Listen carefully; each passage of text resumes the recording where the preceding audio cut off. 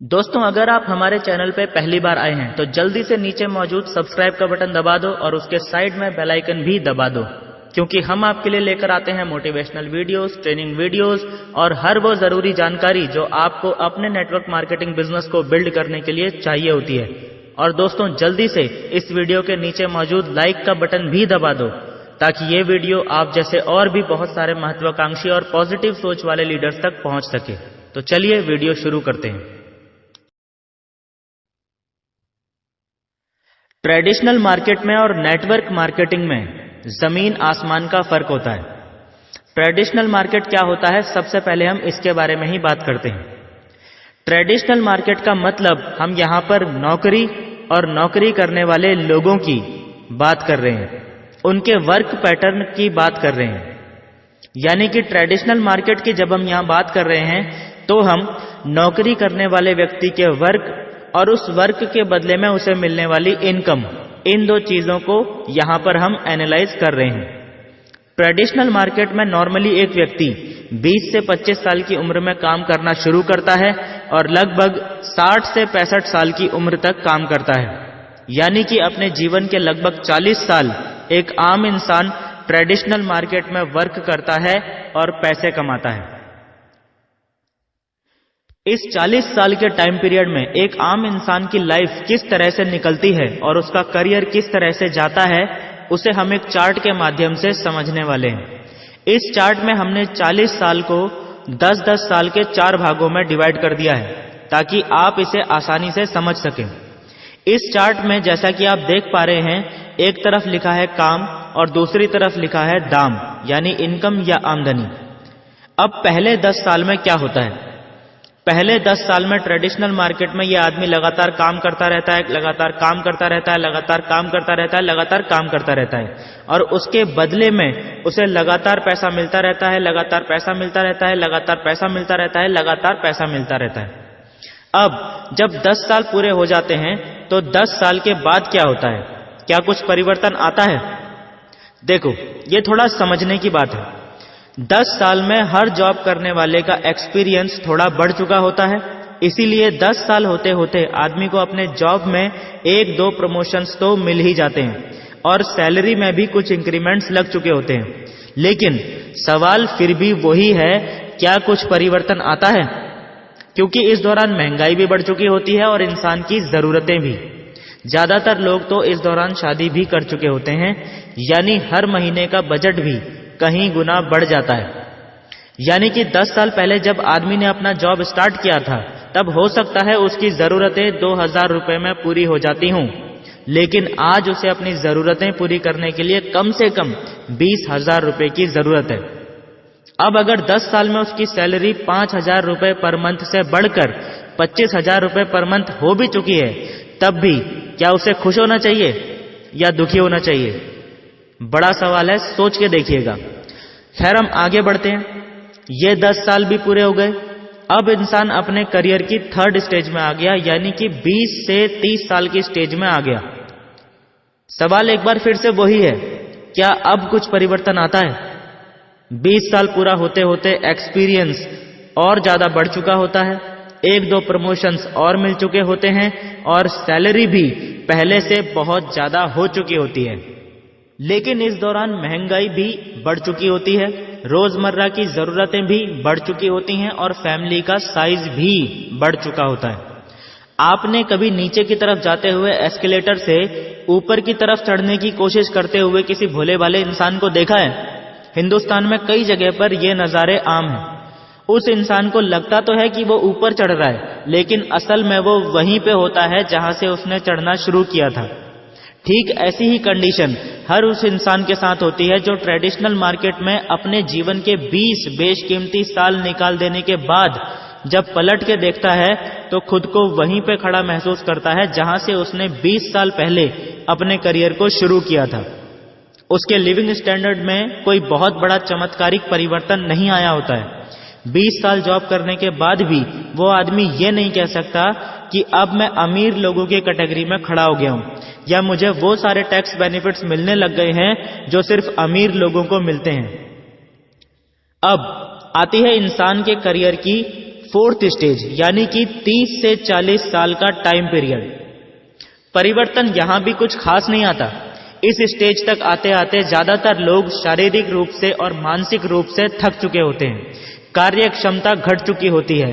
लेकिन क्योंकि 30 साल का एक्सपीरियंस है आदमी के पास और हर ऑर्गेनाइजेशन को स्मूथली चलने के लिए एक्सपीरियंस लोगों की जरूरत तो होती ही है, इसीलिए ऑर्गेनाइजेशन अभी भी उसको काम से निकालती नहीं है, बल्कि किसी ऐसी पोस्ट पर बैठा देती है जहां पर उसे फिजिकली ज्यादा वर्क ना करना पड़े, लेकिन उसके एक्सपीरियंस का बेनिफिट कंपनी को मिलता रहे।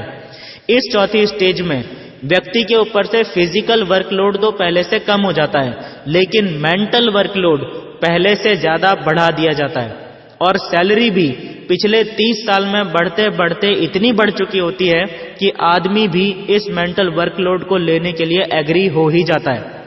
बहुत कम ही लोग ऐसे होते हैं जो फोर्थ स्टेज शुरू होते ही अपनी मर्जी से रिटायरमेंट ले लेते हैं। ज्यादातर लोगों के तो फैमिली एक्सपेंसेस और डेली की जरूरतें इतनी ज्यादा बढ़ चुकी होती हैं कि उन्हें ना चाहते हुए भी ये मेंटल वर्कलोड अपने ऊपर लेना ही पड़ता है। जैसा कि आप देख पा रहे हैं कि ट्रेडिशनल मार्केट में करियर की हर स्टेज में व्यक्ति को काम करना ही पड़ रहा है और उसको पैसा भी मिल रहा है। लेकिन जब 40 साल हो जाते हैं, जब इंसान 60 से 65 साल की उम्र में पहुंच जाता है, तब क्या होता है? तब होता है रिटायरमेंट, जिसका सीधा सा मतलब यह होता है कि जिस कंपनी को आपने पूरी जिंदगी दे दी, उस कंपनी को अब आपकी जरूरत नहीं रही। गन्ना देखा है? गन्ने का जूस भी पिया होगा। जूस बेचने वाला व्यक्ति जो गन्ने के साथ करता है, ट्रेडिशनल मार्केट में कोई कंपनी भी आपके साथ ठीक वही करती है। जूस बेचने वाला व्यक्ति गन्ने को तब तक बार बार मशीन में डालता रहता है जब तक कि वो उस गन्ने में से रस की एक एक बूंद ना निचोड़ ले। ठीक वैसा ही ट्रेडिशनल मार्केट में भी कंपनीज आपके साथ करती हैं। वो आपको तभी तक भुगतान करती हैं या नौकरी पर रखती हैं जब तक आप उनके काम के हैं। गन्ने के अंदर से जब एक एक रस की बूंद निचोड़ ली जाती है, तब उसे उठा के डस्टबिन में फेंक दिया जाता है और उसकी जगह पर दूसरा गन्ना उठा लिया जाता है। अब आदमी को तो डस्टबिन में फेंक नहीं सकते, इसीलिए उसे रिटायरमेंट दे देते हैं। मतलब इसका भी वही है और इस आदमी की जगह किसी और आदमी को उठा लिया जाता है। ट्रेडिशनल मार्केट की सबसे बड़ी समस्या ही यही है कि जिस दिन आदमी काम करना बंद कर देता है, उस दिन उसे पैसा मिलना भी बंद हो जाता है और अपनी आगे की जिंदगी के लिए ये आदमी बहुत ही लिमिटेड पैसे पे और अपनी नेक्स्ट जनरेशन पे डिपेंडेंट हो जाता है। यह है ट्रेडिशनल मार्केट के चार्ट का पूरा एनालिसिस। अब हम देखते हैं कि नेटवर्क मार्केटिंग का चार्ट कैसा होता है और वो ट्रेडिशनल मार्केट के चार्ट से किस तरह से अलग होता है। उससे पहले मेरी आप सभी से रिक्वेस्ट है कि यदि आपने अभी तक इस वीडियो के नीचे लाइक का बटन नहीं दबाया है तो जल्दी से दबा दें। ट्रेडिशनल मार्केट में हम 40 साल काम करते हैं और नेटवर्क मार्केटिंग में सिर्फ 4 साल, क्योंकि नेटवर्क मार्केटिंग में इंसान सिर्फ 4 साल में उतना पैसा आसानी से कमा सकता है जितना पैसा ट्रेडिशनल मार्केट में आदमी को 40 साल लग जाते हैं कमाने में। यानी कि सबसे बड़ा और सबसे पहला फायदा जो यहां नेटवर्क मार्केटिंग इंडस्ट्री का निकल के आता है वो ये है कि नेटवर्क मार्केटिंग इंडस्ट्री आपके जीवन के बेशकीमती 35 से 36 साल बचा देती है। यानी औसत आदमी के मुकाबले आपको कम से कम 35 से 36 साल ज्यादा मिलते हैं अपनी जिंदगी को अपने तरीके से पूरी आजादी से जीने के लिए। नेटवर्क मार्केटिंग में आदमी का करियर किस तरह से डेवलप होता है 4 साल के टाइम पीरियड में, आइए इसे समझते हैं चार्ट के माध्यम से। आपको इस चार्ट में एक तरफ दिख रहा है काम और दूसरी तरफ दिख रहा है दाम यानी इनकम। 4 सालों को हमने एक एक साल के 4 भागों में विभाजित कर दिया है ताकि आप आसानी से इसे समझ सकें। बात करते हैं पहले साल की। पहले साल को नेटवर्क मार्केटिंग बिजनेस के अंदर ट्रेनिंग पीरियड कहा जाता है। यह साल लर्निंग का होता है। नेटवर्क मार्केटिंग बिजनेस में सक्सेस होने के लिए आपको जितनी भी टेक्निकल और नॉन टेक्निकल स्किल्स सीखने की जरूरत होती है वो आप इसी पहले साल में सीखते हैं। जब आप पहले साल में इस बिजनेस को सीखते हुए डेवलप कर रहे होते हैं तो आपको यहां ट्रेडिशनल मार्केट के मुकाबले ज्यादा मेहनत करनी होती है, ज्यादा एफर्ट लगाना होता है। लेकिन ज्यादातर नेटवर्कर्स की इनकम ट्रेडिशनल वर्क के मुकाबले कम होती है। यही कारण होता है कि बहुत सारे लोग इस बिजनेस से बैकआउट कर लेते हैं, यानी पहले 2-3 महीनों में ही जब उन्हें लगता है कि यार यहां मेहनत तो बहुत ज्यादा करनी पड़ रही है लेकिन इनकम कुछ नहीं आ रही है, और जो भी 2-4 चेक बन भी रहे हैं वो भी फील्ड वर्क में ही खर्च हो जा रहे हैं, तो वो इस बिजनेस को क्विट कर देते हैं। ये वो लोग होते हैं जिनको नेटवर्क मार्केटिंग की ताकत का बिल्कुल भी अंदाजा नहीं होता है और जिंदगी भर यही कहते फिरते हैं कि मैंने भी ज्वाइन किया था, कुछ नहीं हुआ, या मेरा पैसा डूब गया। अगर आप भी ऐसे कुछ लोगों से टकरा चुके हो तो कमेंट बॉक्स में टाइप कर दो यस। अब मैं आपको इस चार्ट में आगे जो एक्सप्लेन करने जा रहा हूं उसे जिस व्यक्ति ने सुन लिया वो कभी भी नेटवर्क मार्केटिंग को छोड़ नहीं सकता। अगर आपने पहले साल इस बिजनेस को झेल लिया, अगर आपने पहले साल इस बिजनेस को पूरी ईमानदारी और मेहनत से कर लिया, तो दोस्तों दूसरे साल में इस बिजनेस में आपका जीवन बदलना शुरू हो जाता है। कैसे, आइए समझते हैं। पहले साल में जब आपने बिजनेस शुरू किया था तब आप अकेले थे, लेकिन पहला साल खत्म होने के बाद अब आप अकेले नहीं रह जाते हैं, आपके साथ एक टीम बन जाती है। ये टीम कितनी भी हो सकती है, 50, 100 या 500, यह आपके पर्सनल एफर्ट और सीखने की स्पीड पर डिपेंड करता है। महत्वपूर्ण यह है कि दूसरे साल में आप अकेले काम नहीं कर रहे होते हैं, बल्कि आपके साथ आपकी टीम भी काम करती है, और इसीलिए दूसरे साल में आपका बिजनेस पहले साल के मुकाबले कहीं गुना ज्यादा फास्ट स्पीड से ग्रो करता है। यानी कि एफर्ट आपको पहले साल के मुकाबले कम लगाना पड़ता है, लेकिन इनकम आपको पहले साल के मुकाबले काफी ज्यादा होती है, जैसा कि आप डायग्राम में देख भी पा रहे हैं। तीसरे साल में एक बार फिर से सेम प्रोसेस रिपीट होती है और अब दोस्तों कहानी उल्टी होनी शुरू हो जाती है। आपके पर्सनल एफर्ट्स पहले और दूसरे साल के मुकाबले और ज्यादा कम हो जाते हैं और आपकी इनकम एक बार फिर से कहीं गुना ज्यादा बढ़ जाती है। आपको ऐसा महसूस होना शुरू हो जाता है कि आपको मेहनत बहुत ज्यादा नहीं करनी पड़ रही है, लेकिन उसके बदले में इनकम आपको बहुत शानदार मिलने लगी है। ऐसा इसीलिए होता है क्योंकि नेटवर्क मार्केटिंग में day by day, week by week, month by month लगातार आपकी टीम बड़ी होती चली जाती है, और यही नेटवर्क मार्केटिंग की असली ताकत है। चौथा साल आते आते ज्यादातर नेटवर्कर्स का जीवन पूरी तरह से बदल चुका होता है। मेहनत तो आपको पहले साल में भी करनी पड़ती है, मेहनत आपको दूसरे साल में भी करनी पड़ती है, तीसरे साल में भी आपको मेहनत करनी ही पड़ती है, और मेहनत आपको चौथे साल में भी करनी पड़ती है। मेहनत तो 40 साल तक आदमी को ट्रेडिशनल मार्केट में भी करनी पड़ती है, लेकिन नेटवर्क मार्केटिंग में जब आप 3 साल पूरे कर लेते हैं और चौथे साल में प्रवेश कर जाते हैं, तो माय डियर फ्रेंड्स, यहां तक आते आते आपके हर एक चेक का साइज इतना बड़ा हो चुका होता है कि जिसे देखकर ज्यादातर लोगों की आंखें फटी की फटी रह जाती हैं। आप मेहनत तो इस साल भी कर रहे होते हैं, लेकिन आपको जो इनकम आ रही होती है उस इनकम के आगे आपकी मेहनत बिल्कुल ना के बराबर लग रही होती है। जैसा कि आप देख भी सकते हैं इस चार्ट में, चौथे साल में आपको सिर्फ अपनी टीम की ज्यादा से ज्यादा मीटिंग्स लेने की जरूरत रहती है।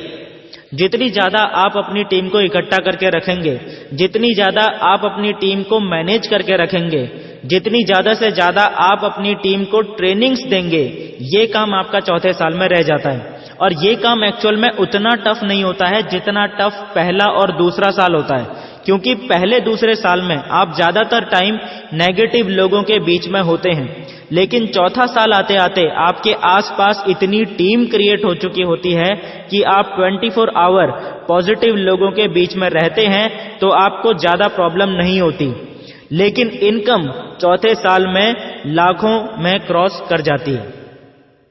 चौथा साल खत्म होने के बाद नेटवर्क मार्केटिंग में वो चमत्कार होता है जो ट्रेडिशनल मार्केट में कभी हो ही नहीं सकता। 4 साल इस बिजनेस के अंदर जो इंसान डेडिकेशन के साथ काम कर लेता है, चौथे साल के बाद फिर उस इंसान को काम करना ही नहीं पड़ता।